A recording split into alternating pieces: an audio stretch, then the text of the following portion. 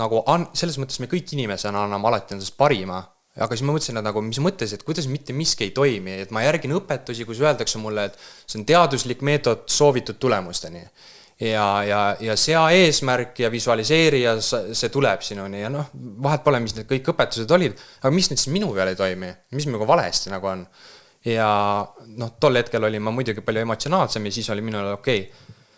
Tõesti, no ma ei mõtlenud otseselt nagu enesetapu peale, aga ma mõtlesin okei, praegu on mul nagu eluisu otsas, sõna otseses mõttes. Ja see oli esimest korda elus, kus ma palusin juhatust mingilt kõrgemalt jõult. Ja see tundus minu jaoks nii jabur, aga see oli minu jaoks nagu viimane õlekõrd, sest ma ei osanud enam mitte midagi teha. Ja selle sama õhtul, kui ma tegin oma hingamispraktikat, pärast seda ma olin rääkinud 2 lähedase inimesega, üks nendest lähedastest inimestest soovitas mulle, et mine tööle tagasi, teeni raha ja no, saa oma eluga hakkama enam vähem, et nagu põhimõtteliselt suck it up, öeldakse inglise keeles. Nüüdseks ma tean juba, kas see muster tuleb. Ja siis teine inimene ütles mulle seda, nagu ma ütlesin, et ma tahaks enda südamehäält järgida, seda teha, mis tundub täiesti ebaloogiline. Ja kuna see teine inimene nagu põhimõtteliselt ma tundsin, et ta annab mulle loa tänu sellele, et see on okei enda südamehäält järgida, siis ma otsustasin seda teha. Vahe pole, kui ebaloogilisena see kõlas, ühesõnaga ma tegin sellel samal õhtul ühe väga võimsa praktika. Ma tundsin esimest korda elus nii võimsat ühendust enda kõrgema minaga, universumiga, kuidas iganes jumal, kuidas iganes keegi nagu resoneerub sellega. Minu jaoks oli see tol hetkel kõrgem mina. Ja kus mul tuli info läbi, et okei, nüüd siit hetkest alates praegu, kui sa tahad oma elus edasi liikuda, siis usalda enda tunnet. Praeguseks ma näen, et see ei ole kõige täpsem viis tegelikult, kuidas see juhatuse teema on üldse tegelikult siukene, ta ei ole nagu kivisse raiutud. Ma ei hakka sellesse sügavamalt sisse praegu minema. Aga tol hetkel oli see, et usalda enda tunnet. Ja ma tegin seda ja selle samal õhtul siis ma avasin Facebooki ja esimene postitus, mis seal ees oli ühest naisest, kes oli siis ühes podcastis käinud eestlanna, kes, shout out to Kadri, kes siis kanaldas valguskeelt. Ja mina ei teadnud seda naisterahvast sel hetkel, aga kuna ma kuulasin seda podcasti ja ma kuulasin, kuidas ta seal podcastis kanaldas valguskeelt, siis minul oli lihtsalt nagu pisarakanalid lahti ja ma mõtlesin nagu, mis siukse asi on nagu päriselt olemas, et see nagu noh, mingi uuga-puuga oli see minu jaoks. Ja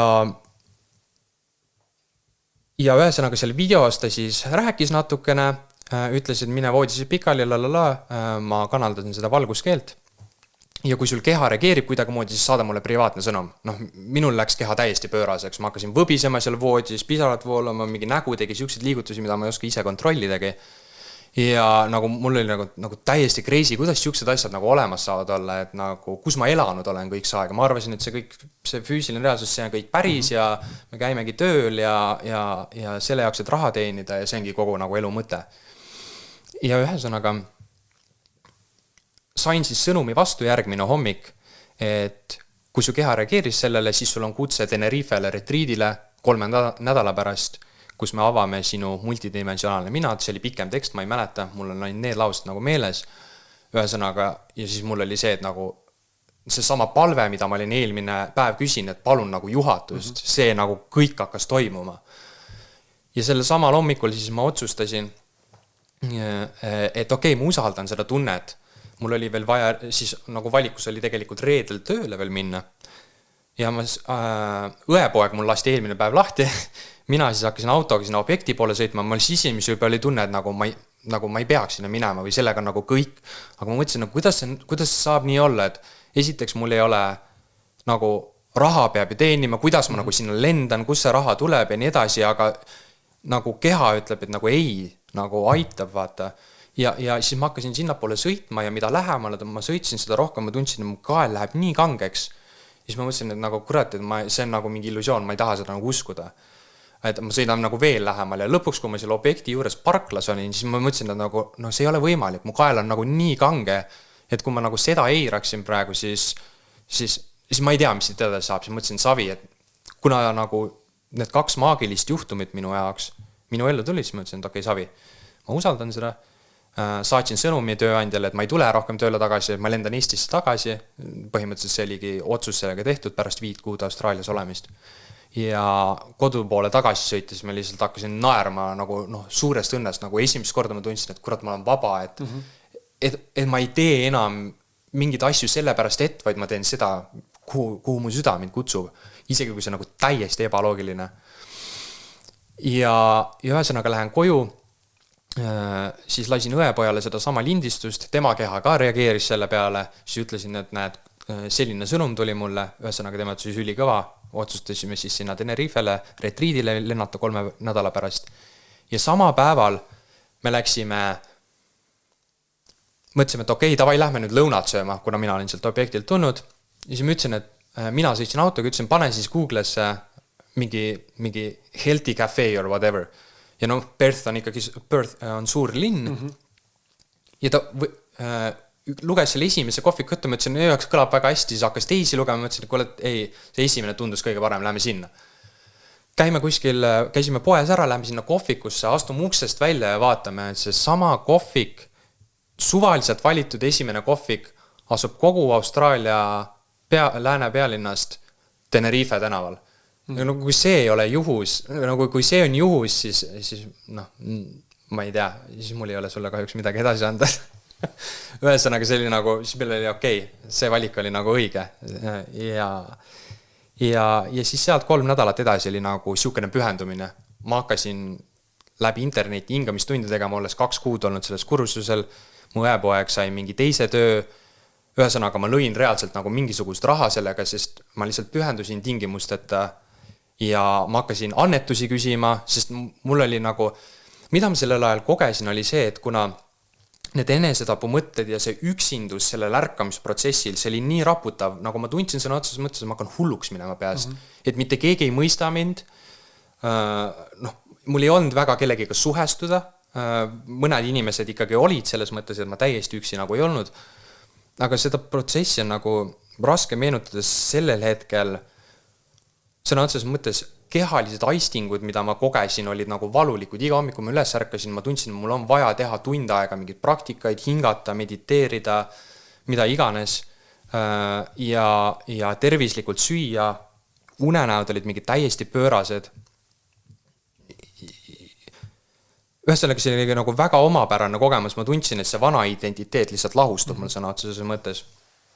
Ja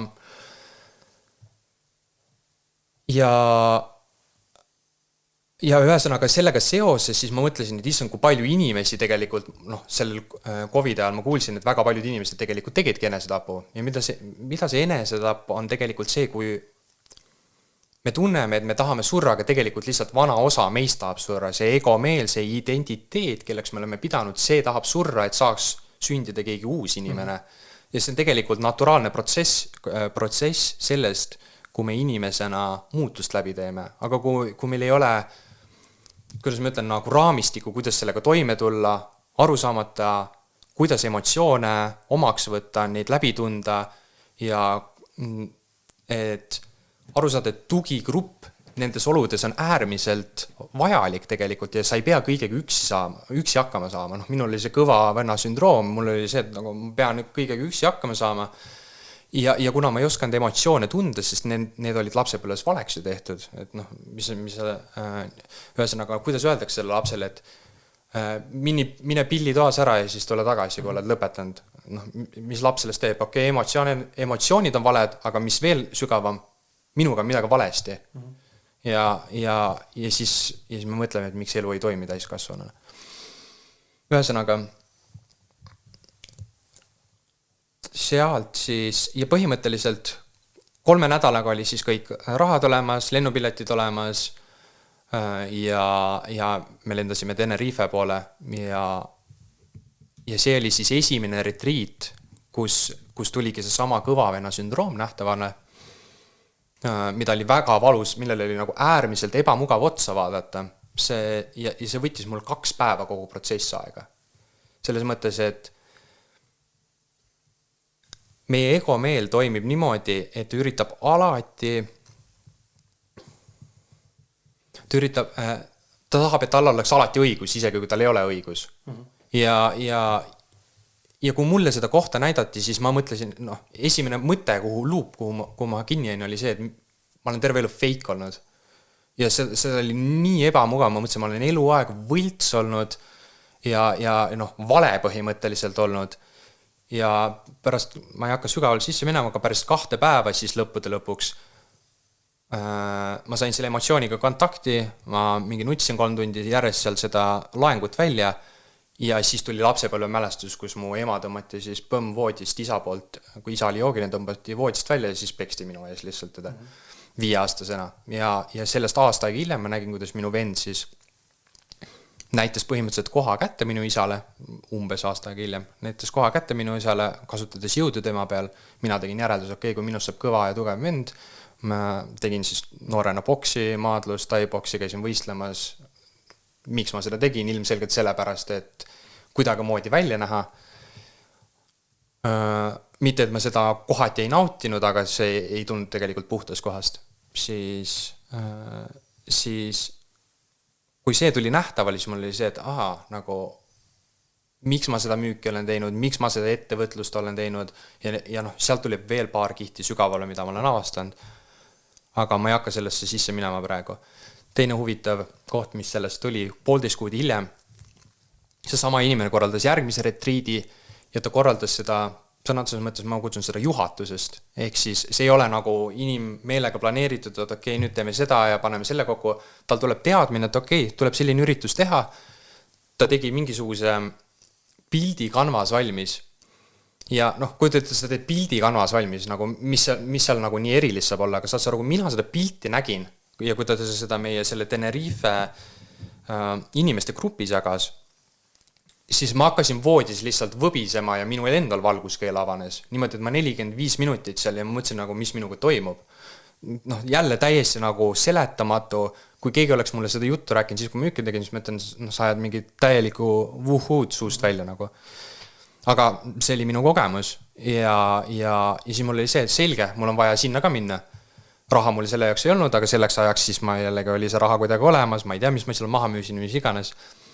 Ja see toimis 2023 aasta emadepäeva nädalavahetusel, põhimõtteliselt sama nädalavahetus, mis nüüd varsti tulemas on. Ja mul oli teatud eeldused ja ootused, et see saab olema midagi väga võimast, sest see kutse sinna oli lihtsalt nagu täiesti maaväline, eks ole. Ja see tekitas teatud vastupanu, aga kui ma lõpuks sellest siis vastupanust lahti lasin, teisel päeval siis niimoodi, et 10. on minu arust emadepäev, eks ole, 9. kuupäeva õhtul, või on 11. ma ei tea, 10. oli sel päev, 9. päeva õhtul kell tiksus 00:00 tuli emadepäev peale ja põhimõtteliselt meil oli juba mingi jutuajamine see kestnud, aga kui kell 00 tiksus, siis minul hakkas see sama trauma nii-öelda vabanema. Jällegi mingi tund aega lahustamist, kus tuli siis välja see, et mu ema, kui ma olin mingi 6-7 aastane, ta läks Iirimaale tööle, isast lahkus, nad ei saanud oma vahel üldse läbi ja mina kogesin seda, kui ema hülgab mind, sest mul ei olnud isaga nagu mitte mingisugust suhet. Ja noh, järjekordne asi, koht, kus mina olin enda südame täiesti sulgenud ja kui sa üritad midagi teha südamest, samal ajal kui süda on suletud ja on see suhteliselt võimatu. Et see võimalikult lühidalt kokku võttes oli see minu jaoks äärmiselt raputav kogemus, millele nüüd järgnes 2 aastat sügavat tööd erinevate mentoritega, tehes varjutööd, väga palju tunde kehatööd ja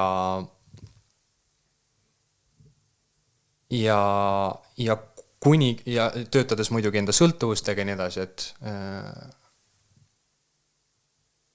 ma praegu räägiks siiamaale, kas